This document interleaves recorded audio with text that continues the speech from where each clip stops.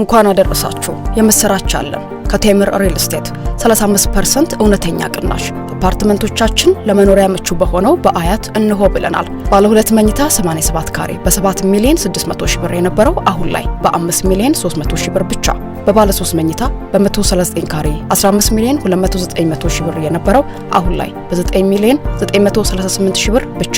ልብ ይበሉ፣ ቅናሹ የሚቆየው ለጥቂት ጊዜ ብቻ ነው። በተጨማሪም በፒያሳና በጋርመንት ላይ የመኖሪያ ቤትና የንግድ ሱቆችን በመሸጥ ላይ እንገኛለን። ለበለጠ መረጃ በ0973 96 9469 ላይ ይደውሉ። ቴምር ሪል ስቴት።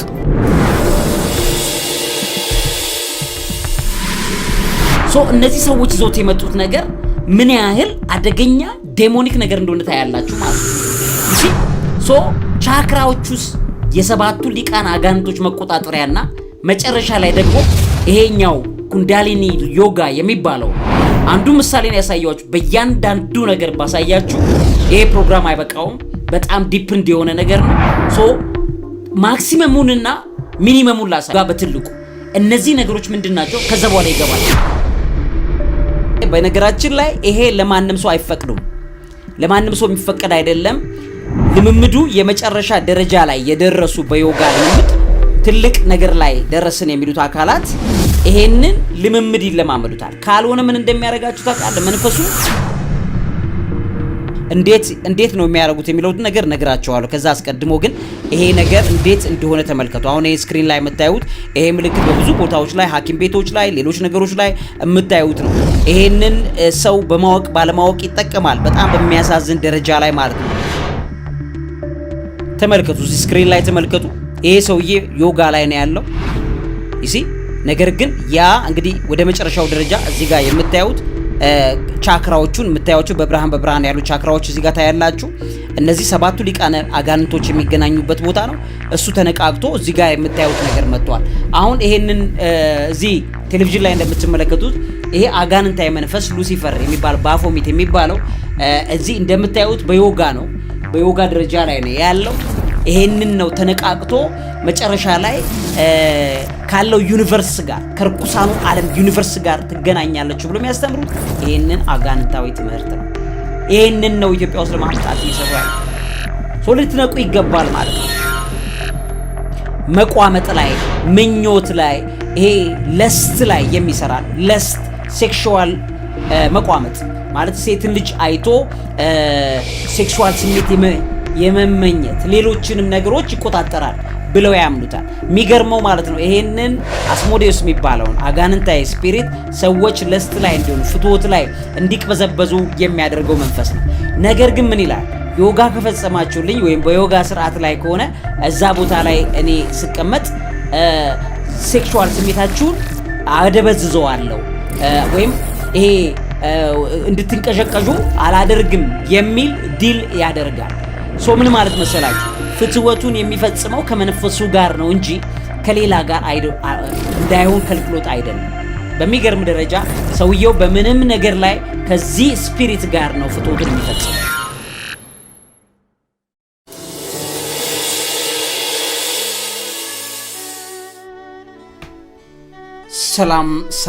ሰላምና ጤናን ፍቅርን በረከትን ያድልልኝ። ክብራትና ክብራን የሣድስ ቤተሰቦቼ እንደምን አላችሁ?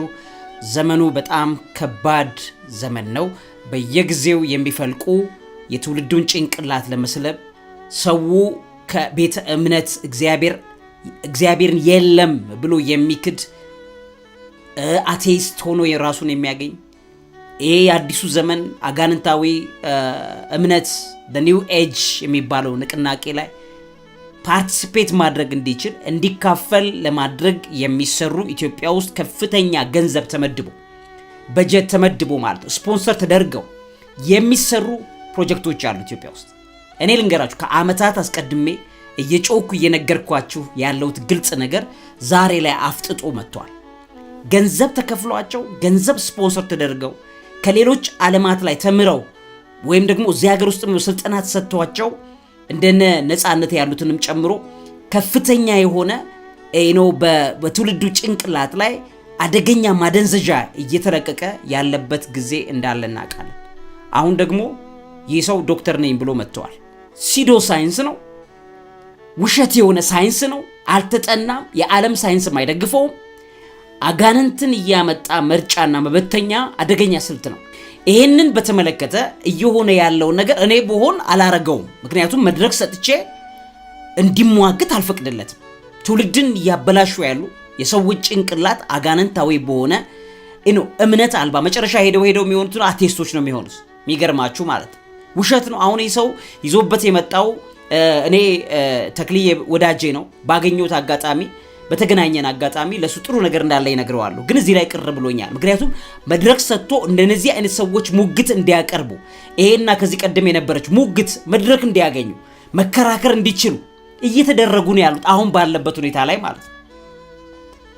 የስ እንደ ኢንጂነር ጌታውን ሄራሞ አይነት በጣም ብሪሊያንት ቆንጆ ጭንቅላት ያለው በጣም ወደው ሰው ነው። ጥሩ የሆነ ነገር ሙግት አድርጎ በደንብ አድርጎ ዲፌንድ አድርጎታል። ግን ይሄን ያክልም ቦታ ሊሰጥ የሚገባው የነበረ ነገር መሆን አልነበረበትም። በቃ ዋን ዌይ ነው መሆን ያለበት። ይሄ አጋንንታዊ ትምህርት ነው። እኛ የምንለቃቸው ትምህርቶች አሉ በጣም አደገኛ ትውልድን እየፈጁ ነው ያሉት በሚል ይሄን ነገር በቃ ዋን ዌይ ነው መመከት። እነሱም በእነሱ መልኩ የሚሄዱትን መድረክ መስጠት ማለት እኮ ትውልዱ መድረክ ሰጥቶ እንዲያወራ ለማድረግ ኢንቫይት የሚያደርግ ነው። እና እኔ በጣም ደጋፊ አይደለሁም የዚህ ጉዳይ። መድረክ መስጠት የለበትም። እንደውም ትውልድን በማበላሸት መጠየቅ የሚችል የህግ አካል ቢኖር ኖሮ መጠየቅ ነበረባቸው። ትምህርት ቤት ከፍቶ የሂንዱይዝም የሂንዱ አጋንንትን ሆን ተብሎ ሲረጭ በቃ ይሳዝናል። ማለት መጠየቅ ካለበት መጠየቅ የነበረባቸው አካላቶች መድረክ ተሰጥቷቸው የተሞጋገቱ ነው ያሉት ማለት ነው አሁን ባለበት ሁኔታ። ግን ትውልዱን ዲፌንድ ማድረግ የሚችሉ አካላት ግን አሉ እንዳጋጣሚ። እግዚአብሔር የተመሰገነ ይሁን። እግዚአብሔር ትውልድን ያለ ሰው አይተውም። አሁን በእንደዚህ አይነት ውይይት ላይ ውይይቱን ስከታተለው ነበረ። ከውይይቱ ላይ ለምሳሌ ያልተካተተና ያልታየ ነገር ምን እንደሆነ ላሳያችሁ። እዚህ ስክሪን ላይ ተመልከቱት። ይሄንን በዚህ በደንብ አድርጌ ያሳያችኋለሁ። የሚገርማችሁ የዚህ ዮጋ ብለው እነሱ በይፋ ፕራክቲስ እየሰጡ ትምህርት ቤት ከፍተው እያስተማሩበት ያሉት አርምሞ ብለው የሚሉት አሁን ያ ሰው ይዞት የመጣው የኢትዮጵያን ቤተክርስቲያን የኢትዮጵያ ኦርቶዶክስ ተዋሕዶ ቤተክርስቲያንን የጸሎት ባህል ከነዚህ አጋንንቶች ጋር አዳቅሎ ይዞ ለመቅረብ ነው ዶክተር ያለው ሰው ይዞት እየመጣ ያለው። ግዕዝ እና አረብኛም አለበት። እዚህ ላይ ደግሞ ማየው ቻክራ ነው። ምንድነው ያብራሩልኝ። ይሄኛውን መጽሐፉንም የተወሰነ ይንገሩኝና ወደ ጉዳያችን እንገባ። አርምሞ እንግዲህ እኔ በሜዲቴሽንም በዚህ በፐርሰናል ዴቨሎፕመንትም ስልጠናዎችን ስወስድ ሁሉንም ሳይድ አይቻለሁ። በጣም የሚያሳዝን ነገር ነው። ከዚህ በፊት እኔ አርምሞ የሚባለው መጽሐፍ ለማየት ሞክሬያለሁ። ግን ቲቺንጉን ስለማቀው እንዴት አድርጎ ልክ አሞዳምዶ ይዞ ለመቅረብ ይሶ መጽሐፍ ቅዱስን ይጠቅሳል፣ የቤተክርስቲያንን ነገሮች ይጠቅሳል። አሞዳምዶ ሰው የተመቻመቸ ነገር አድርጎ ወደ ሂንዱይዝም ትምህርት ይዞ ለመሄድ የተደረገ አደገኛ ስልት ነው። ከዚህ ሰው ተጠንቀቁ ነው የምነግራችሁ። ጥንቃቄ አድርጉ። ይሄን ሰው ተመልክቱ፣ ትምህርቶቹን ተመልክቱ፣ ጥንቃቄ አድርጉ። በግለሰብ ላይ ምን ችግር የለብኝም፣ አይመለከተኝም። ግን አስተምሮቱ ይዞት የመጣው አስተምሮት አጋንንታዊ መሆኑን አሳያቸዋለሁ። ለምሳሌ አሁን እዚህ ስክሪን ላይ የምትመለከቱት ዘንዶ እባብ የመጨረሻው እነሱ የመጨረሻ የሚባል የዮጋ ደረጃ ከሚባሉት መካከል አንዱ ሆኖ የቀረበው ይሄ ነው። ተመልከቱ። ይሄ ኩንዳሊኒ ዮጋ የሚባለው ምንድን ነው? የዘንዶን መንፈስ መቀስቀሻ ብለው ነው እነሱ የሚያመልኩት። እዚህ ያው ስክሪን ላይ እየተመለከታችሁት እንዳላችሁት የተጠመጠመ እባብ በሰውየው ጀርባ ላይ ይሄ ምንድነው? ኩንዳሊኒ ዮጋ። መጨረሻ መጠየቅ መፈልገው ለምሳሌ ነው። ይሄን በተመለከተ አትሊስት እዚህኛው ውይይት ላይ አልተነሳም፣ አልታየም። ያልታየውን ነገር ልንገራችሁ ብዬ ነው። ሌላኛው ነገር ደግሞ የቻክራ ብለው የሚሉት 7 ቻክራዎች አሉ እነሱ የሚያስቀምጧቸው። እነዚህ 7 ቻክራዎች ማለት 7ቱ ሊቃነ አጋንንቶች የሚቆጣጠሯቸው የሰውየውን አካል የሚገናኙበት የሚጠናወቱባቸው አንጓ ናቸው እነዚህ። ይሄም የሚሰራው ዮጋ በሚባለው ልምምድ ላይ ራሳቸውን ለከተቱ ሰዎች ብቻ ነው። ምክንያቱም በእነዚህ አይነት ሰዎች ላይ ክሪኤት የሚደረግ የሚፈጠሩ አንጓዎች ናቸው። እነዚህ ቻክራ የሚባሉት ነገሮች በቀጥታ 7ቱ ሊቃነ አጋንንቶች ነግራቸዋለሁ። በደንብ አድርጌ ነው ማስረዳችሁ እንድትነቁበት ነው። እስከዛ በኋላ ለምንድን ወደ ሌላ ዓለም ላይ ሰዎች እንደገቡ፣ ለምን ከሌላ መንፈስ ጋር እንደተጠናወተው፣ ሌላ መንፈስ ዓለም ላይ እንዴት እንደገቡ እንትኑን ነግራቸዋለሁ። አጋንንቶቹ ከሰው ጋር መገናኘት ሲፈልጉ ዮጋ የሚባለውን የአዲሱን አሁን ኒው ኤጅ ሙቭመንት ዮጋን ይጠቀመዋል። በደንብ አድርገው ነው ዮጋን የሚጠቀመው። በተለያዩ ለምሳሌ የነ ኤልካርት ቶርን መጽሐፎችም ሌሎችንም ጭምር ስታነቡና ስታዩ በትክክል ፕራክቲሽነርስ ሆነው እዛ ላይ ያሉ። ከዚህ ቀደም የሚያሰራውላቸው አንድ ፕሮግራም ላይ በደንብ አድርጌ አብራርቼላቸዋለሁ፣ አሳይቻቸዋለሁ። ይጠቀሙታል። ዮጋ በሚጠቀሙ ሰዓት ላይ ኩንዳሊኒ የሚባለው ዮጋ ምንድን ነው ነግራቸዋለሁ። ከዛ በኋላ አሁን ጥያቄ ነው የመጨረሻ ነገሩን ብነግራችሁ ከዛ በኋላ ሁሉ ነገር ይመለስላቸዋል፣ ግልጽ ይሆንላቸዋል ማለት ነው። እነዚህ ሰዎች ይዘውት የመጡት ነገር ምን ያህል አደገኛ ዴሞኒክ ነገር እንደሆነ ታያላችሁ ማለት ነው። ዩሲ ቻክራዎቹስ የ7ቱ ሊቃነ አጋንንቶች መቆጣጠሪያና መጨረሻ ላይ ደግሞ ይሄኛው ኩንዳሊኒ ዮጋ የሚባለውን አንዱ ምሳሌ ነው ያሳያችሁ። በእያንዳንዱ ነገር ባሳያችሁ ይሄ ፕሮግራም አይበቃውም። በጣም ዲፕ እንዲሆነ ነገር ነው። ማክሲመሙንና ሚኒመሙን ላሳያችሁ፣ ትልቁንና ትንሹን ብቻ ላሳያችሁ። ቻክራ በትንሹ ከዛ ኩንዳሊኒ ዮጋ በትልቁ። እነዚህ ነገሮች ምንድናቸው? ከዛ በኋላ ይገባቸዋል። መነሻና መደምደሚያው ማለት እዚህ። ስለዚህ ዮጋ ብለው አርምሞ ብለው በየትምህርት ቤቱ የሚያስተምሩት ሰዎች ሄደው ከነዚህ መናፍስታዊ ዓለማት ጋር ራሳቸውን እንዲከቱ ማድረጊያው መካኒዝም ነው። ይሄ ሲገባችሁ ከዛ ታቆማላችሁ። ስለዚህ በኋላ ዮጋ ስለሚባለው ነገር ትጠነቀቃላችሁ። እንግዲህ ውድ ቤተሰቦቼ እዚህ ስክሪን ላይ ተመልከቱ። 7ቱ ቻክራዎች የሚባሉት እነዚህ ናቸው። እዚህ ጋር እንደምታዩት በተለያዩ ብርሃናት ይቀመጣሉ። እነዚህ ማለት ኦልሞስት የኃይል ሴንተሮቻችን ነው ብለው የሚያምኑት። የኃይል ሴንተሮቻችን ብለው ያምናሉ። እዚህ ጋር ሙላዳራ ቻክራ የሚሉት፣ ከዛ በኋላ ስፋዲሽታና የሚሉት አለ፣ ማኒፑራ ቻክራ አለ፣ አናሃታ ቻክራ አለ፣ የልብ ቻክራ ብለው የሚሉት ነው። ከዛ በኋላ ቪሹዳ የሚሉት ደግሞ ጉሮሮ አካባቢ ላይ አለ፣ የጉሮሮ ቻክራ ብለው ይሉታል። አጅና የሚባለው 3ኛው አይን ብለው የሚሉት ነው። ከዛ በኋላ ሳህስራራ የሚባል ደግሞ አለ፣ እሱ ደግሞ ክራውን የሚባል። እነዚህ 7ቱ ቻክራዎች 7ቱ ሊቃነ አጋንንቶች የሚቆጣጠሩበት መንገድ ነው። አሁን እዚህ ጋር ያለውን ስታዩት ሩት ቻክራ ብለው የሚሉትን፣ እዚህ ጋር ማላዳራ ቻክራ ብለው የሚሉት ሩት ቻክራ ነው። ስር መሰረቱ ላይ ስሩ ላይ ያለ የሰው ልጅ እንዲህ አጥፎ እግሩን ሲቀመጥ ቀጥ ብሎ አይደለም የቆመው ይዞ ለምሳሌ በቅዳሴ ሰዓት ላይ ሰው ቆሞ ያመልካል አይደለ? እነሱ ይሄ ቁጢጤ ማለትን ነገር ልክ እንደዛ አድርገው ነው የሚጠቀሙት። ይሄ የሚያደርጉበት የራሱ ነገር አለ፣ ሌላ ጊዜ ላይ ልነግራችሁ እችላለሁ። ግን ያን በሚያደርጉበት ሰዓት እዚህ የምታዩት የመራቢያ አካል ጫፉ ላይ ያለችዋ አጥንት የስፓይናል ኮርድ የመጨረሻዋ ጫፏ ቲፕ ኦፍ ስፓይናል ኮርድ ላይ ያለ የኃይል ቦታ አለ ብለው ያስባሉ። እዚያ አካባቢ ላይ የተጠመጠመ ዘንዶ አለ ብለው ነው የሚያስቡት። ይሄንን በተመለከተ ምንነቱን ነግራችኋለሁ። ለምሳሌ አሁን በዚህ ስክሪን ላይ ስሙት። Have you ever heard of Kundalini, the mystical energy described as a coiled serpent at the base of your spine, just waiting to awaken? እንደምትለው እንግዲህ ስለ ኩንዳሊኒ ዮጋ ሰምታችሁ ታውቃላችሁ ወይ? በጀርባ ቅድም ያልኳችሁ ቦታ ላይ ወደ ያቺ ጥጓ ላይ የተጠመጠመ ዘንዶ ብላ ነው የምትለው። አሁን ተመልከቱ፣ የተጠመጠመ ዘንዶ is waiting for awakening፣ ለመንቃት የተዘጋጀ ዘንዶ ብላ ነው የምትለው። ስሙ። In the Chakras by C.W. Leadbeater, this ancient concept is more than a metaphor. It's a transformative force that holds the key to spiritual awakening and self-realization. Kundalini represents the latent energy within every human being, and when it's activated, it travels up the spinal column through the chakras.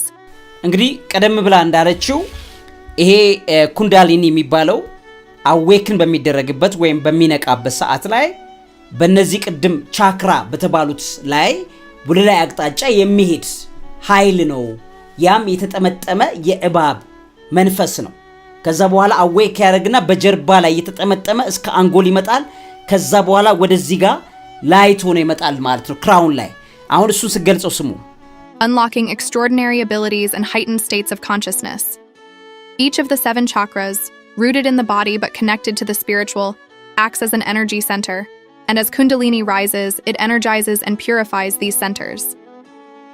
Leadbeater explains that the journey of Kundalini begins at the Muladhara chakra. አሁን እዚህ ጋር እንደተናገረችው ኩንዳሊኒ የሚባለው ኃይል ወይም ደግሞ ይሄ ጥምጥም ኮይልድ ዘንዶ ብለው የሚሉት የጥምጥም እባብ ብለው የሚሉት የሚጀምረው እዚህ ወይም የተጠራቀመው እዚህ ሙላዳራ የሚባለው ቻክራ ጋር ነው የተጠራቀመው፣ እባቡ ዘንዶ የተጠመጠመው ማለት ነው ብላ ትለዋለች። ሶ ከዛ ይሆንና ዮጋውን በሚፈጽሙበት ሰዓት እግራቸውን አጣምረው በጣም ከፍተኛ ወደ ተባለ የዮጋ ደረጃ ላይ በደረሱ ሰዓት ላይ፣ በነገራችን ላይ ይሄ ለማንም ሰው አይፈቅዱም፣ ለማንም ሰው የሚፈቀድ አይደለም። ልምምዱ የመጨረሻ ደረጃ ላይ የደረሱ በዮጋ ልምምድ ትልቅ ነገር ላይ ደረስን የሚሉት አካላት ይሄንን ልምምድ ይለማመዱታል። ካልሆነ ምን እንደሚያደርጋችሁ ታውቃለህ? መንፈሱ ከነቃና ከተቋረጠበት ሰውየውን ሊያሽመደምደውና ሽባ አርጎት ሊያስተኛው ይችላል ማለት ነው። ኢቭን ሊገለው ሁሉ ይችላል። በጣም አደገኛ ስፒሪት ስለሆነ ማለት ነው። ሶ ይሄንን የእባብ ዘንዶ የማንቀሳቀስ ወይም ደግሞ የማነቃነቅ ኩንዳሊኒ ዮጋ የሚባል ደረጃ አለ። Why do you think of all animals the snake is considered a representative of the Kundalini Shakti? You tell me. That is because it's like if you look at the original diagrams of Kundalini, so it's like they're described as a snake, coiled snake, 3.5 coils at the Muladhara, and then it starts rising up. And when it fully manifests, it's like a snake with its hood open. እዚህ ጋር አሁን ቅድም ዶክተር ነኝ ብሎ የመጣው ሰው ህዝቡን እያታለለ ያለው ነገር አርምሞ በሚባል መጽሐፍ ጽፎ ከዛ ያንን ትምህርት ቤት ማዕከል ከፍቶ ሰዎችን ከእምነት ምን እንደሚለው ሲናገርም እምነት ተቋማትን እንደውም እናበረታታለን። ተው ይሄ በጣም አደገኛ መንገድ ነው።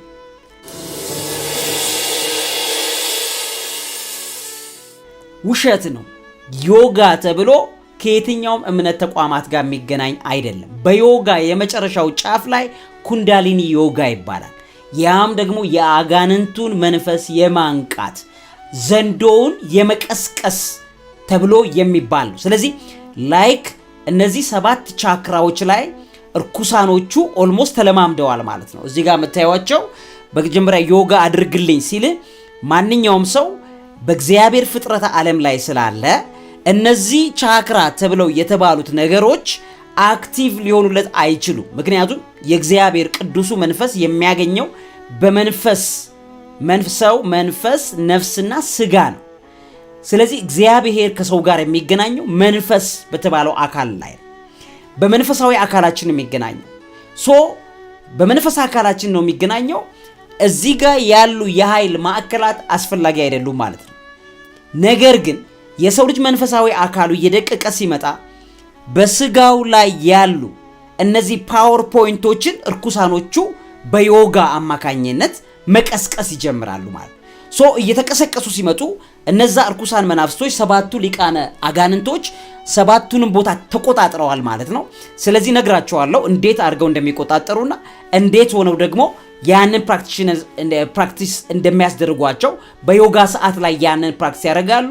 ይሄ እንደምታዩት እጃቸውን የ666 ምልክት አድርገው ነው የሚጠቀሙት። ይሄንን ነገር ተደርጎ በጣም አደገኛ ልምምድ ላይ ከገቡ በኋላ ወደ ኩንዳሊኒ ዮጋ ይለማመዳሉ ማለት ነው። ኩንዳሊኒ ዮጋ በሚመጣበት ሰዓት ሊትራሊ አጋንንቱ መንፈስ ዙሪያቸውን ይቆጣጠረዋል። ልክ እግዚአብሔር መንፈስ ቅዱሳን አባቶቻችንን እግዚአብሔር በዙሪያቸው ላይ ቅዱሱ መንፈስ በኃይል ተነስቶ የሰው ልጅ እንደሚከበው ልክ በዚህ ዮጋ የመጨረሻው ልምምዳቸው ላይ ይሄንን እርኩስ ዘንዶ መንፈስ ያነቁትና ወደ ላይ እስከ አናታቸው መጥቶ ይጠመጠማል። እነሱ ሲናገሩ ምንድነው የሚሉት? እዚህ ጋር ሙላዳራ የሚባለው ቻክራ ላይ ያለው ዘንዶ እባብ ይላሉ። ዘንዶ እባብ ሴታዊት ናት። እሷን የሊሊት መንፈስ የሊሊት ስፒሪት የሚባለው ነው። ስለዚህ ያ የሊሊት ስፒሪት አለ እዚህ ጋር ያለች ሴት መንፈስ ናት ይላል እባቡ ላይ ያለችዋ። ከዛ አናቱ ላይ እዚህ ጋር ያለው ቻክራው ላይ እዚህ ጋር ያለው ይሄ ክራውኑ ላይ ከተቀመጠው ካለው የወንዱ ማለትም ይሄ የሉሲፈር ስፒሪት ጋር እየተነሳች የምታረገው የፍትወት ግንኙነት ነው ማለት ነው። ይሄን በግልጽ ያሳያሉ እነሱ። Snakes. And we see this example in, as I was saying, Rishi Kashyap's wife. So one of his wives, she gave birth to a lot of snakes, and the snakes were extremely jealous types. Okay, but one of them is also the Sheshnaga. Okay, and he is very spiritual in nature. That is why he has the ability to hold the world, and he has a connection with Vishnu. Okay, and the other snakes become an enemy of Garuda. Garuda is also connected to Vishnu, and Garuda was born from the other wife of Kashyap. So average snake is a symbol of an extreme competitiveness, jealousy, bitterness, the dark feelings that a human also has. It's a symbol of that. But a snake that has, and that is very rare, and this is where the Nagas come in. If ever anybody gets to encounter one, not normally, you will not. እንግዲህ ክቡራትና ክቡራን ኢሳሪስ ቤተሰቦቼ እስቲ ስክሪን ላይ በደንብ አድርጌ ላሳያችሁ ይሄን ነገር በተመለከተ ይሄ አጋንንታዊ ትምህርታቸው ምን ያህል አደገኛ ነገር እንደሆነ ታያላችሁ። ይሄ የነሱ የዮጋ ማስተማሪያ ዌብሳይታቸው ነው። እዚህ ላይ የመጨረሻ የሚባለው የዮጋ ልምምድ እዚህ ስክሪን ላይ እንደምትመለከቱት the kundalini snake ይባላል። የኩንዳሊኒ እባብ መንፈስን መቀስቀስ በሚል ያስቀምጡታል። awakening the dormant energy within ይላሉ። የደበዘዘውን የፈዘዘውን የመጨረሻውን መንፈስ መቀስቀስ። እንግዲህ ይሄ ላይ በደንብ አድርገው እንደሚያሳዩዋችሁ the concept of kundalini ራሱ ምንድነው ብለው እዚህ ጋር ሲያስቀምጥላችሁ ስክሪን ላይ kundalini energy is a mystical and spiritual concept that originates from ancient Indian tradition. ከጥንት የህንዶች አጋንንታዊ አምልኮቶቻቸው የመጣ ነው። ይሄ የዮጋና በሂንዱይዝም ላይ በጣም የሚታወቅ መሆኑን እዚህ ስክሪን ላይ ይነግራችኋል ማለት ነው። ይሄ ተርምን በተመለከተ እንግዲህ በሳንስክሪት በነሱ ቋንቋ አተረጓጎም መሰረት ኮይልድ ወይም ስፓይራል ይሉታል። የተጠቀለለ ጥምጥም የሆነ ማለት ነው። እዚህ ስክሪን ላይ እዚህ ጋር እንደምትመለከቱት ይሄ ጥምጥም ዘንዶ የሚያሳያችሁ ማለት ነው። ዩሲ ይሄ ጥምጥም ዘንዶ እዚህ ጋር የሚያሳያችሁ በጠቅላላ ከዛ ጋር የተያያዘ ነው። በብዙ መልኩ የዚህን አጋንንታዊ መንፈስ አምልኮ በዓለም ላይ እየተሰራጨ ያለበት ዘመን ላይ እንዳለን ታያላችሁ። ስለዚህ ምን ይለዋል እዚህ ጋር እንደሚያሳያችሁ ይሄንን በተመለከተ ጀርኒ ያለው የስፒሪቹዋል ጀርኒ ያለው ይሄ ጀርኒ እዚህ ስክሪን ላይ ማንበብ ትችላላችሁ። this journey through chakras ነው የሚለው ቻክራ በሚባሉት መካከል ውስጥ አልፎ የሚሄድ ተግባር ነው። እዚህ ጋር የምታዩዋቸው ቻክራዎች አሉ። እዚህ ጋር ቻክራስ አሉ። እነዚህ የኃይል ማጠራቀሚያ ቦታዎች ናቸው ቻክራዎቹ። በእያንዳንዱ ቻክራ ላይ አቋርጦ የሚያልፍ የእባብ የዘንዶ የተጠመጠመ እስከ አናት ድረስ ይመጣል። እዚህ ከስፓይናል ኮርድ ጫፏ ጋር ተቀምጦ እዚህ መጸዳጃ አካል ጫፏ ላይ ያለችው አጥንት አለች። ከሷ አጥንት ተነስቶ ወደ ላይ አቅጣጫ እየተጠመጠመ እባቡ ወደዚህ የሚመጣበት ፕራክቲስ እንደሆነ ታያላችሁ። እነሱ ሎርድ ሺቫ ብለው የሚሏቸው ቡዲስቶቹ የሚታወቁት በጠቅላላ ፕራክቲሽነርስ የመጨረሻ ደረጃ ደርሰውበታል የሚባለው ከእባቡ መንፈስ ጋር የተቀላቀሉበት አካሄድ እንደሆነ ታያላችሁ። እዚህ ስክሪን ላይ እንደምታዩትም ይሄን ሰው እዚህ ጋር ታዩታላችሁ። ታችኛው ያለው ቻክራ እስከ አናቱ ላይ ያለው ላይ እባብ ተጠምጥሞ ታዩታላችሁ ማለት ነው። ይሄ እንግዲህ እዚህ ስክሪን ላይ the kundalini serpent theory የሚባል አለ። የኩንዳሊኒ ዘንዶ መንፈስ ወይም ደግሞ ዘንዶ ቲዮሪ የሚባል አለ። ይሄ ምንድነው? the kundalini serpent theory። ይሄንን በተመለከተ ስታዩ the rise of kundalini energy እዚህ ጋር kundalini serpent የኩንዳሊኒ ዘንዶ ወይም የኩንዳሊኒ እባብ መንፈስ ምንድነው? ይሄን በደንብ ያብራራላችኋል። ይሄን ስቴጁ ምንድነው? ይሄንን ወደዚህ ዘንዶ መንፈስ ተነቃቅቶ መስራት የሚችልበት ስቴጅ ምንድነው ብላችሁ ስታዩ awakening the kundalini is a journey ማርክድ ባይ ሰቨራል ስቴጅስ ብዙ ስቴጆችን አልፎ የሚመጣ ነው ብሎ ያስቀምጣቸዋል። የአራምባሃ የሚባል ስቴጅ መጀመሪያው ጋታ የሚባል አለ፣ አዌክኒንግ አለ፣ ዘንዶን የሚቀሰቅሱበት። ይሄ እንግዲህ ከመጣ በኋላ ይሄንን በማድረግ ይሄንን ዮጋ እና ሜዲቴሽን በመፈጸም ይሄንን ዘንዶ መንፈስ የመቀስቀስ ይሄንን ዘንዶ መንፈስ የማነቃቃትና የሰው ልጆችን ጠምጥሞ የመያዝ ነገር ይነግሯቸዋል ማለት ነው። ይህንንም በተለያዩ መልኩ እዚህ ስክሪን ላይ ማየት ይችላላችሁ። ዘንዶ የተጠመጠመበት የእባብ መንፈስ የተጠመጠመበት ማለት ነው። በጠቅላላ የምታዩቸው ልምምዶች እዚህ ጋር ምን እንደሆኑ ያሳያችኋል። እንዴት ነው የሚያደርጉት የሚለው ነገር ነግራችኋለሁ። ከዛ አስቀድሞ ግን ይሄ ነገር እንዴት እንደሆነ ተመልከቱ። አሁን ይሄ ስክሪን ላይ የምታዩት ይሄ ምልክት በብዙ ቦታዎች ላይ ሐኪም ቤቶች ላይ ሌሎች ነገሮች ላይ የምታዩት ነው። ይሄንን ሰው በማወቅ ባለማወቅ ይጠቀማል፣ በጣም በሚያሳዝን ደረጃ ላይ ማለት ነው። የኦሮቦሮስ የሚባለው ጥምጥም ዘንዶ መንፈስን መቀስቀሻ ነው። ይሄንን ዘንዶ የሚቀሰቅሱበትን ዮጋ ብለው የሚሉትን ልምምድ ኢትዮጵያ ውስጥ በዚህ ደረጃ ላይ ይዘው መጥተዋል። እንግዲህ ይሄንን እዚህ ጋር ማየት ይችላላችሁ። እዚህ ስክሪን ላይ እንደሚያሳያችሁ እንግዲህ የኩንዳሊኒ rests like a coiled serpent at the base of the spine in the root chakra ላይ እዚህ እታች የምታዩት ቻክራ ላይ ነው ተጠምጥሞ ዘንዶ ተቀምጧል የሚባለው። ከዛ ቀጥሎ ሰውየው ዮጋውን እየፈጸመ ሜዲቴሽኑን እየፈጸመ በመጣ ቁጥር ከዛ ወደ ሳክራል ቻክራ ይሄዳል መንፈሱ። ከዛ በኋላ ወደ ሶላር አሌክሰስ ፕሌክሰስ ወደሚባለው ይመጣል። ከዛ የሄርት ቻክራ የሚባለው ልቡን ይቆጣጠረዋል። ከዛ በኋላ ይስለመለማል። እነዚህ 7 ሊቃና አጋንንቶች እንዴት አድርገው እንደሚይዙም ቀጥሎ ነግራቸዋለሁ። ፎራት ጉሮሮን ይዘዋል። እዛ አካባቢ ላይ ዘንዶ እዛ ላይ ይጠመጠማል። ከዛ ሰርድ ሶስተኛውን አይን ላይ በዛ ላይ ይሄ የሉሲፈር ስፒሪት መገለጥ ይጀምራል። ከዛ ክራውን ቻክራ የሚባለው የእባቡ መንፈስ ወይም ደግሞ ሳታን የሚባለው ሰይጣን የሚባለው መንፈስ እዛ ላይ ይገለጣል ማለት ነው። ሶ ይሄንን እንዴት አድርገው እንደሚሰሩት ተመልከቱ። እዚህ ስክሪን ላይ ማየት ይችላላችሁ። ኩንዳሊኒ rests like a coiled serpent ተጠምጥሞ እንደተቀመጠ ዘንዶ ወይም እባብ ሆኖ at the base of the spine in the root chakra በሩት ቻክራ ላይ ይቀመጣል ብሎ ያስቀምጣል። ከዛ awakened kundalini rises along the shushumna ናዲ የሚሉት አላቸው that parallels the human spine until it reaches the crown chakra እዚህ crown chakra የሚባለው አናቱ ላይ ያለው ቻክራ ላይ እዚህ ጋር ያለው ቻክራ ላይ እስኪደርስ ድረስ እየተጠመጠመ ወደዚህኛው ጋር ይመጣል በሚል ያስተምራሉ። ስለዚህ ይሄንን ኩንዳሊኒ ስኔክ ይሄን የኩንዳሊኒ ዘንዶና እባብ ሰዎች በዮጋና በሜዲቴሽን እንዲያመጡት ለማድረግ የሚደረግበት ፕራክቲሽን እዚህ ጋር የሚደረጉት ተግባራት ሊወገዙ ይገባል፣ ሊቆረጡ ይገባል። በክርስቶስ ኢየሱስ ስምና ስልጣን ይሄ አስተሳሰብ የሃጋንንት ከኢትዮጵያ ላይ ሊመታ ሊቆረጥ ይገባዋል። ትውልዱን እያደነዘዙ ያሉበት በኒው ኤጅ አስተምሮት ላይ እንደውም ጭራሽ ትምህርት ቤት ተከፍቶ ቻክራ ላይ ያስተምረን ቁጭ ብሎ አንድ ሰው ቁጭ ብሎ ቻክራ ያስተምር። በጣም የሚያሳዝን። ይሄንን ያልተረዱ ሰዎችም ኢንተርቪው የለቀቁላቸው ሰዎች እንዲያዩላቸው በማድረግ በጣም ብዙዎቹ ይሄንን ተግባር እየፈጸሙ ኢትዮጵያ ውስጥ ያሉትን ተግባራት እንዲፈጽሙ እየተደረገ ይገኛል። አማኞችን መጽሐፍ ቅዱስ እያመኑ ቤተክርስቲያን ቅዳሴ እየሄዱ መስጊድ እየሄዱ ከእግዚአብሔር ጋር እየተገናኙ ያሉ ሰዎችን በዚህ ዮጋ በሚባለው በተለይም ኩንዳሊኒ የሚባለው የመጨረሻ ዮጋ ደረጃ ነገሮችን ከአጋንንቱ ዓለም መናፍስቶች ጋር የሚጠመጠሙበት ደረጃ ላይ ሰዎችን ለማድረስ እየሄዱ እንዳሉ ታያላችሁ። እዚህ ስክሪን ላይ እንደምትመለከቱት ማየት ይችላላችሁ። ይሄንን ዘንዶ ሲቀሰቅሱት ማየት ይችላላችሁ። እዚህ ይሄንን እባብ ተመልከቱ። እዚህ ጋር አሁን ማየት ይችላላችሁ። በዮጋ በእነሱ የዮጋ ደረጃ ላይ ከፍተኛ የሆነ የእባብ ዘንዶ መንፈስ ይጠቀማሉ።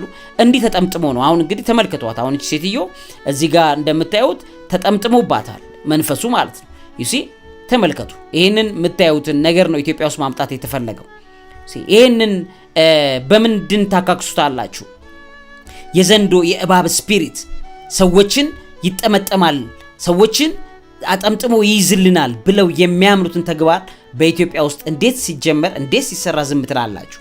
እንግዲህ ይሄ የቅርብ ጊዜ አይደለም፣ የጥንትም ተግባር እንደሆነ ታውቃላችሁ። በግብፃውያን ጣዖታት ላይ እንዲህ አይነት ጥምጥም ስታዩ ከዛ ጊዜ በጣም ይተገበር የነበረ ነገር ግን ከክርስትና መስፋፋት በኋላ የወደቀና የተጣለ እንደሆነ ደግሞ ታውቃላችሁ። እዚህ በደንብ ደጋግማችሁ እዚህ ስክሪን ላይም አሁን እንደምታዩት ይሄ በተለያየ መልኩ የሚቀርብ አምልኮት እንደሆነ ታያላችሁ። ውድ ቤተሰቦቼ ተመልከቱ፣ እዚህ ጋር ይሄንን ሰው እዩት፣ ተመልከቱ፣ እዚህ ስክሪን ላይ ተመልከቱ። ይሄ ሰውዬ ዮጋ ላይ ነው ያለው ይሲ ነገር ግን ያ እንግዲህ ወደ መጨረሻው ደረጃ እዚህ ጋር የምታዩት ቻክራዎቹን የምታዩቸው በብርሃን ያሉ ቻክራዎች እዚህ ጋር ታያላችሁ። እነዚህ ሰባቱ ሊቃነ አጋንንቶች የሚገናኙበት ቦታ ነው። እሱ ተነቃቅቶ እዚህ ጋር የምታዩት ነገር መጥቷል። አሁን ይሄንን እዚህ ቴሌቪዥን ላይ እንደምትመለከቱት ይሄ አጋንንታዊ መንፈስ ሉሲፈር የሚባል ባፎሚት የሚባለው እዚህ እንደምታዩት በዮጋ ደረጃ ላይ ነው ያለው። ይሄንን ነው ተነቃቅቶ መጨረሻ ላይ ካለው ዩኒቨርስ ጋር ከርኩሳኑ ዓለም ዩኒቨርስ ጋር ትገናኛለች ብሎ የሚያስተምሩት ይሄንን አጋንንታዊ ትምህርት ነው። ይሄንን ነው ኢትዮጵያ ውስጥ ለማምጣት እየሰሩ ያሉት። ይሄንን በብዙ መልኩ የምታውቁትን ይሄንን ነገር ነው እየተገበሩላቸው ያሉት። ውድ ቤተሰቦቼ ሰው ልትነቁ ይገባል ማለት ነው። እነዚህ ሰባቱ ቻክራዎች የሚባሉት የሰባቱ ሊቃነ አጋንንቶች መቀስቀሻ ቦታ ነው ማለት ምን ማለት ነው ላሳያችሁ። እንግዲህ ውድ ቤተሰቦቼ እዚህ ስክሪን ላይ እንደምትመለከቱት እንግዲህ ሰባቱንም ቻክራዎች እዚህ ጋር ታያላችሁ። ስለዚህ ይሄ ክራውን ቻክራ የሚባለው ነው። ክራውን ቻክራ የሚወከለው እንግዲህ እንደምታዩ ክራውን ቻክራ ይሉታል፣ ስፒሪቹዋሊቲ ብለው ነው የሚሉት። ይሄንን የሚወክለው ሰይጣን የሚባለው ክፉ ዘንዶ ነው። ይሄም ደግሞ ሰይጣን የሚባለው የሚወከለው በቁጣ በንዴት በራት ነው፣ በሬጅ ነው። ይሄ ዴሞን ሳታኑ ነው። እንግዲህ ምንድነው ይሄንን ቦታ የሚቆጣጠረው እሱ ነው ተብሎ ነው። ስለዚህ ሰዎች ይሄን ቦታ ለሱ ካስገዛን እርጋታ እንዲኖረን ያረጋናል ወይም ደግሞ ቁጣው እንዳይወድቅብን እናረጋለን የሚል አይነት ቆሻሻ አስተሳሰብ አላቸው። ይሄንን ሁለተኛው ደግሞ አጅና የሚባለው ነው። እዚህ ሰማያዊ እንደምትመለከቱት አጅና የሚባል ቻክራ ነው። ይሄ ተርድ ኤ ቻክራ ይሉታል። ይሄ ደግሞ ሉሲፈር የሚባለው የቆሸሸ ዘንዶ የተጣለው መንፈስ የሚወከልበት እንደሆነ ታያላችሁ። ይሄ እንግዲህ ሉሲፈር የሚባለው ፕራይድ ላይ ነው ያለው። ይሄ ትዕቢትና ትምክህት ላይ እግዚአብሔር ላይ የተነሳበት ትምክህት እሱን ዘንድሮ በኢሉሚናቲ ምናምን የሚባለው ቆሻሻ ቡድን ይዞት የመጣው የሚያስመልከው መንፈስ እንደሆነ ታያላችሁ። ከዛ በሶስተኛ ላይ ደግሞ የምታዩት ቪጁዳ ብለው የሚሉት ቻክራ ነው። ይሄ ቶራ ቻክራ ወይም የጉሮሮ ቻክራ ብለው የሚሉት ነው። ይሄ በኤልዜቡል የሚባለው የአጋንንት አለቃ የሚቆጣጠረው ስፍራ ነው። ይሄም እንግዲህ ለኮሚኒኬሽን ለግንኙነት ተጠቅማል። ለምሳሌ በኤልዜቡል የበዓል አምልኮ የሚባለው ግብፃውያን እንደምታውቁ እስራኤላውያን ከግብፅ ባርነት ነፃ ከወጡ በኋላ በዛ ስፍራ ላይ በበረሃ በነበሩበት ሰዓት ላይ ሙሴ ተራራ ላይ እግዚአብሔርን ሊያወራ በሄደበት ሰዓት ሲመለስ ያስመልኩት የነበረው መንፈስ የበኤልዜቡል መንፈስ የሚባለው ነው። ይሄ መንፈስ እንግዲህ እንደምታውቁት ግሉቶኒ የሆነ ሆዳምነት፣ ስራፈትነት፣ በላተኝነት፣ አውዳምኝነት ላይ መሰረት ያደረገ ነው። በኤልዜቡል የሚባለው የበዓል አምልኮ ሰዎች በበዓል ጊዜ ላፊ ይጠጣሉ፣ ላፊ ይጨፍራሉ፣ ላፊ ነገሮች ያደርጋሉ። ይሄንን የሚመለከውን አጋንንታዊ መንፈስ መገናኛ ቦታ እንደሆነ ታያላችሁ ለበኤልዜቡል። ሌላኛው ደግሞ አናሃታ የሚባለው ቦታ ነው። ይሄም አናሃታ የሚባለው ቦታ ሀርት ቻክራ የሚባል ነው። ላቭ ላይ ሂሊንግ ላይ እንሰራበታለን ብለው ያምናሉ። ይሄንን ቤልፌጎር የሚባለው አጋንንታዊ መናፍስቶቹ አለቃ የሚያስተዳድርበት ቦታ ነው። ልብን ይቆጣጠራል፣ ልብን ያዳክማል። ሰዎች ይሄ ቤልፌጎር የሚባለው መንፈስ ሰዎች ከያዛቸው በኋላ ስሎት ስፒሪት ይዛቸዋል። የመፍዘዝ የመደንገዝ ይቻል ልባቸውን ነው የሚይዘው። ሰዎች ልባችን እንዲላቀቅና መስራት እንድንችል ይሄንን ዮጋ በመናረግ ሰዓት ይሄንን መንፈስ እናስመልከዋለን፣ ኮሚኒኬት እናደርገዋለን። እዚህን ጊዜ እንግዲህ በሰው ላይ እንቅልፍ እየጣለ እያደከመ ልብ እየያዘ እያዝለፈለፈ የሚሰራውን ይሄን አጋንንታዊ መንፈስ ካስመለክነው ልባችን ይለቃል ብለው ያምናሉ። ነገር ግን እንደዛ አይደለም። እግዚአብሔርን ስናመልከው አንድያ ልጁ ኢየሱስ ክርስቶስ ልባችንን በያዘልን ሰዓት ላይ ምንም አይነት እርኩስ መንፈስ ልባችንን መቆጣጠር አይችልም። የቤልፌጎር መንፈስ የተመታ ነው፣ የወደቀ ነው፣ አቅም ያጣ ነው። ምክንያቱም ልባችን የተገዛው ለእግዚአብሔር ነው። ዳዊት ሲናገር ልቤን ለእግዚአብሔር አስገዛለሁ፣ ልቤ አምላኬን ታመልከዋለች ብሎ የሚልበት ደጋግሞ የልብን ሴንተር ይሄ ቤልፌጎር አስናፊውና አውዳሚው መንፈስ በተለይም ሰዎች ጸሎት እንዳይጸልዩ፣ እንዳይበረቱ፣ እንዳይነቁ ለማድረግ የሚሰራው አጋንንታዊ ስፒሪት የሚሰራበት መንገድ ስለሆነ ታያላችሁ። የቤልፌጎር የሚባለው የሚይዘው ነው። ከዛ በኋላ ማኒፑራ የሚባለው ላይ ደግሞ ሌዋታን የሚባለው እባብ እዚህ ስክሪን ላይ እንደምትመለከቱት ሌዋታን የሚባለው እባብ ዘንዶ በግልጽ ያሳየዋል ማለት ነው። ይሄ እባብ ሌዋታንን በተመለከተ መጽሐፍ ቅዱስም ገስጾ የሚናገረው ነገር አለ። በትንቢተ ኢሳይያስ ምዕራፍ 27 ከቁጥር 1 ላይ በዚያም ቀን እግዚአብሔር ፈጣኑን እባብ ሌዋታንን ጠማማውንም እባብ ሌዋታንን በጠንካራ በታላቅም በብርቱ ሰይፍ ይቀጣል ብሎ ያስቀምጣል ማለት ነው። ሲገልጸውም በባህር ውስጥ ያለውን ዘንዶ ይገድላል ብሎ ይናገራል። ስለዚህ መጨረሻው ዘመን ላይ እግዚአብሔር ይሄን ነገር እንደሚያደርግ በግልጽ ነግሮናል፣ አሳውቆናል። እንግዲህ ይሄ ስፒሪት የሚቆጣጠረው ቦታን ለማነቃቃት ይሄንን መንፈስ ለማነቃቃት ማኒፑራ የሚባለውን እዚህ ሆድ አካባቢ ላይ ያለውን ቻክራ ለዚህ አጋንንታዊ መንፈስ ይጠቀሙታል። ሌላኛው አስሞዴስ የሚባለው ደግሞ እዚህ ጋር የምታዩት አጋንንታዊ መንፈስ ሳክራል ቻክራ የሚባለውን ማለትም ሴክሹዋሊቲ እና ክሪኤቲቪቲን ይቆጣጠራል ብለው ያመልኩታል። እንግዲህ ይሄ ስቫዲሽስታና የሚባል ቻክራ ነው። ይሄን እንደምትመለከቱት እዚህ ኦልሞስት የፍትወት የመራቢያ አካል አካባቢ ላይ የሚቀመጥ ነው። ይሄንን በተመለከተ እንግዲህ አስሞዴስ የሚባለው አጋንንታዊ መንፈስ መቋመጥ ላይ፣ ምኞት ላይ፣ ይሄ ለስት ላይ የሚሰራ ነው። ለስት ሴክሹዋል መቋመጥ ማለት ሴትን ልጅ አይቶ ሴክሹዋል ስሜት የመመኘት ሌሎችንም ነገሮች ይቆጣጠራል ብለው ያምኑታል። የሚገርመው ማለት ነው ይሄንን አስሞዴስ የሚባለውን አጋንንታዊ ስፒሪት ሰዎች ለስት ላይ እንዲሆኑ ፍትወት ላይ እንዲቅበዘበዙ የሚያደርገው መንፈስ ነው። ነገር ግን ምን ይላል? ዮጋ ከፈጸማችሁልኝ ወይም በዮጋ ስርዓት ላይ ከሆነ እዛ ቦታ ላይ እኔ ስቀመጥ ሴክሹዋል ስሜታችሁን አደበዝዘዋለሁ ወይም ይሄ እንድትንቀዠቀዡ አላደርግም የሚል ዲል ያደርጋል። ሶ ምን ማለት መሰላችሁ? ፍትወቱን የሚፈጽመው ከመንፈሱ ጋር ነው እንጂ ከሌላ ጋር እንዳይሆን ከልክሎት አይደለም። በሚገርም ደረጃ ሰውየው በምንም ነገር ላይ ከዚህ ስፒሪት ጋር ነው ፍትወቱን የሚፈጽመው። ሶ የዛን ጊዜ ለኤክስተርናል ለእይታ ለሌሎች ነገሮች ምንም አይነት ፍላጎት እንዳይኖረው ይገድብበታል። አሁን እስያ ውስጥ እንዳለ ነገር ማለት ነው ይገድባል። ከዛ በኋላ ግን ምንድነው ይሄ ዲል አድርገው ተደራድረውበት ነው እንጂ በትክክል ግን ይህንን መንፈስ በሌላ ኃይል ቀይሮ ነው እንጂ አስቆሞ ግን አይደለም። በትክክለኛ ደግሞ ለሁለቱም አቅጣጫ ላይ በደንብ ማስተዋል ያለባችሁ በዛም የለስት ወይም ደግሞ ያያትን ሴት ያየውን ወንድ ሁሉ ግብረ ሰዶሙን ሁሉ የመመኘት የለስት ፍላጎት ሰው ውስጥ እንዲገባ የሚያደርገው መንፈስ እሱ ነው። እንዳልገባ አድርጎም የሚዋሸው ሐሰተኛ መንፈስ እሱ ነው። ያንን ቦታ በመቆጣጠርና በማስቆጣጠር አይደለም ይሄ ነገር ሊተው የሚችለው ለእግዚአብሔር በመገዛት ነው። ለእግዚአብሔር ሕግ ሰሚት በማድረግ ነው። ለክርስቶስ ሕግ ሰሚት በማድረግ ይሄ መንፈስ ተነቅሎ ይወጣል ማለት ነው። ስለዚህ አስሞዴዎስ የሚባለው መንፈስ እዚህ ጋር ነው የሚያስመልኩት። ሌላ ሙላሃዳራ የሚባለው ቅድም ያልኳችሁ እዚህ ጋር የሚቀመጠው ታችኛው ቦታ ላይ ያለው የዘንዶ መንፈስ ሩት ቻክራ ይባላል። ይሄ የማምኖን ስፒሪት የሚንቀሳቀስበት ቦታ እንደሆነ ታያላችሁ ማለት ነው። ስለዚህ እነዚህን መናፍስቶች የማንቀሳቀስ ስራ ይሰራል። ማሞን የሚባለው ስፒሪት ደግሞ ግሪዲ የሆነ ስፒሪት ነው። ምን ማለት ነው? ስግብግብነት ያለበት መጀመሪያ መቀመጫዬን የሚል እኔ ቦታዬን፣ ዙፋኔን፣ ኃይሌን፣ ፓወሬን የሚል ለዛ ነው ሰውየው በማንትራ ማነው በዚህ በተግባራቶቻቸው ላይ ዮጋ ተግባራቶች ላይ እጃቸውን አጣምሮ እግራቸውን እንዲያርገው ተቀምጠው ያን አምልኮት መፈጸም የሚጀምሩበት ዋነኛው ሲክሪት ይሄ መንፈስ መቀመጥ የሚፈልግ ዙፋን የሚፈልግ ስፒሪት ነው።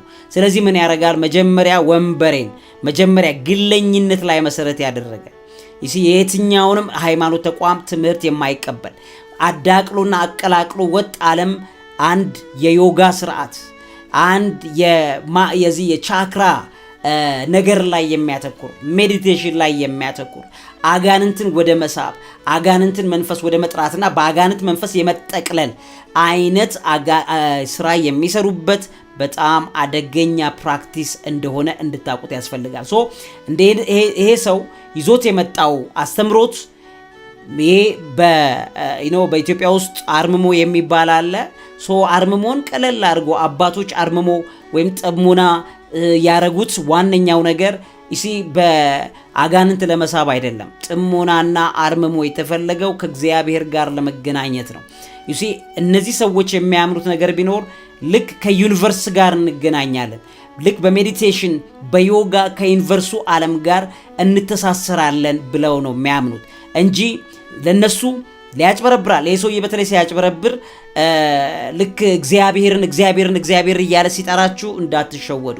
እየጠራ ያለው እኛ እግዚአብሔር የምንለውን አይደለም፣ የዩኒቨርስ ዘዋን የሚሉትን በመጽሐፊ ላይ ያካትቼላችኋለሁ። ዘዋን የሚሉት በባለፈው ፕሮግራም ላይ በደንብ ነግሬያችኋለሁ። አንዱ ኃይል ብለው የሚሉትን ኃይል ነው የሚጠራው።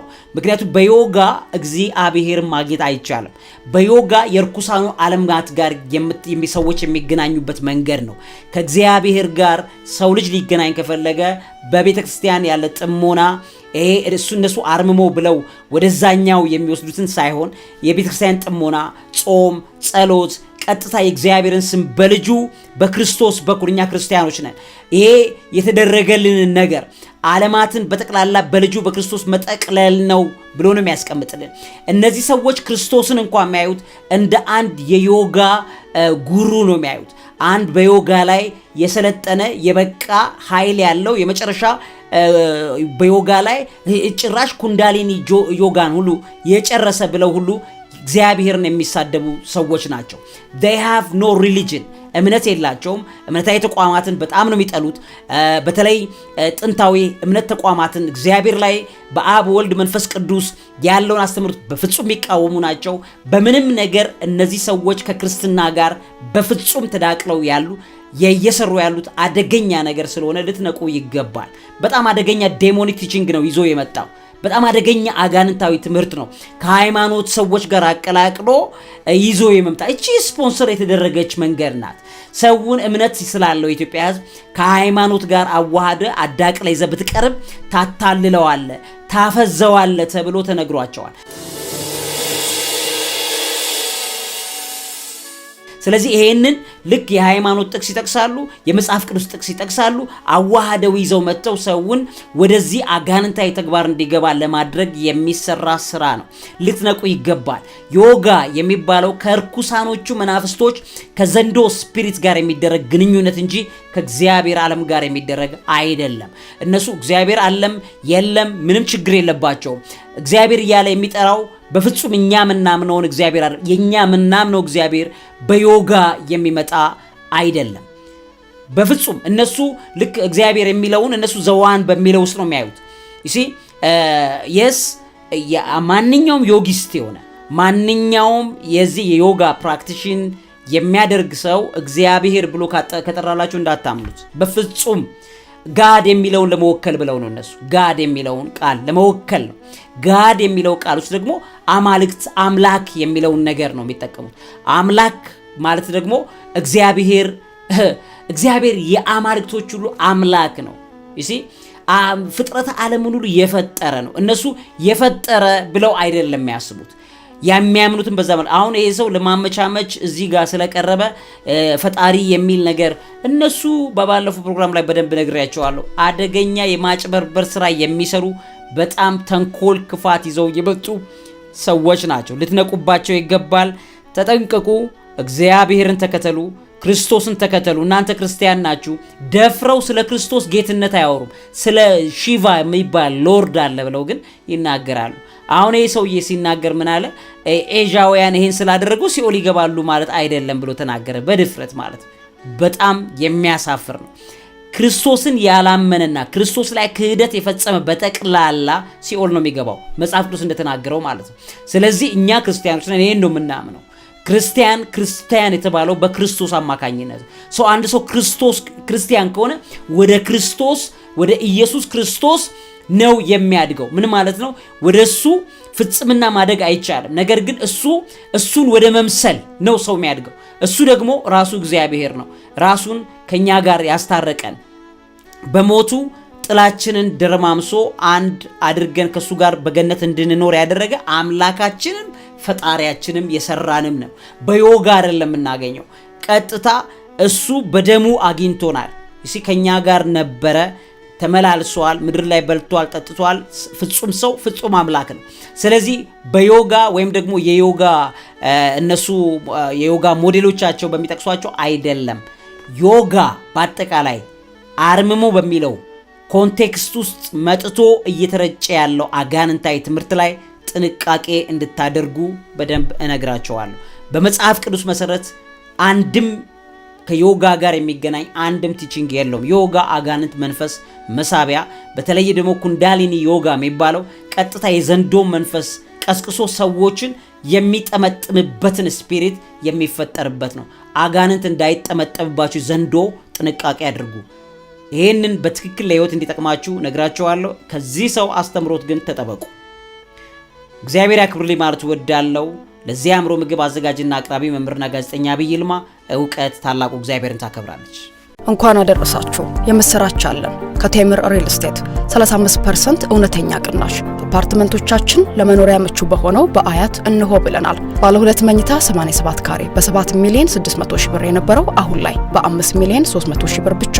በባለ 3 መኝታ በ139 ካሬ 15 ሚሊዮን 290 ሺህ ብር የነበረው አሁን ላይ በ9 ሚሊዮን 938 ሺህ ብር ብቻ። ልብ ይበሉ፣ ቅናሹ የሚቆየው ለጥቂት ጊዜ ብቻ ነው። በተጨማሪም በፒያሳና በጋርመንት ላይ የመኖሪያ ቤትና የንግድ ሱቆችን በመሸጥ ላይ እንገኛለን። ለበለጠ መረጃ በ0973 96 9469 ላይ ይደውሉ። ቴምር ሪል ስቴት